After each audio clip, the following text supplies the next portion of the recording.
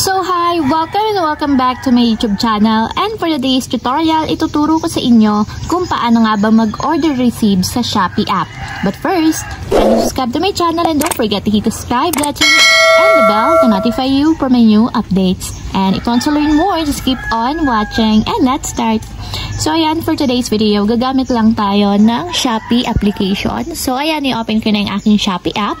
And then after yan, pupunta tayo sa pinakang timeline or profile ng ating account. So itatap lang natin dito yung Me. So tap lang natin.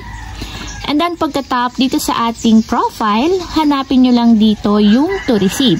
So ibig sabihin, dito sa to receive, ito yung mga incoming nating parcels or items at yung mga na-receive na natin.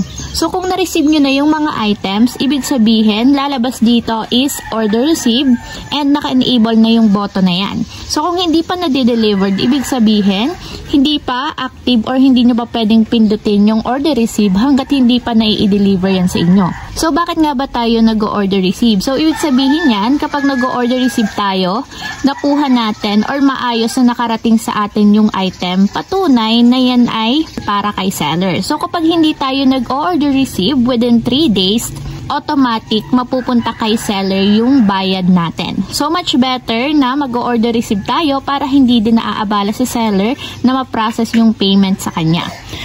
So kung kayo naman is merong mga problema katulad ng lost items, refund, or mga return, hindi nyo muna dapat i-order receive yung inyong mga item na nakuha. Since nga meron kayong issue at kailangan makikooperate muna kayo or makipag-usap muna kayo sa inyong seller regarding sa mga items ninyo, and dapat wag na nyo munang i-order receive yan hanggat meron kayong complaints or issue.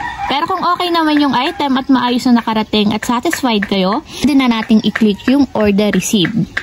So ayan, makakatulong to para mas mabilis ma-process yung payment kay seller at makatulong tayo sa kanila. So tap natin yung confirm. So depende naman sa inyo kung gusto nyo maglagay ng rate sa mga items na nare-receive ninyo. So much better kung maglagay kayo ng rate para meron kayong mga points na maiipon. So ayan, ang pagre-rate is itatap nyo lang yung rate.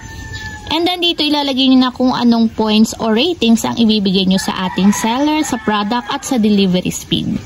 So ayun lang guys, ganoon lang kasimple kung paano nga ba mag-order receive ng mga items na nare-receive natin sa Shopee.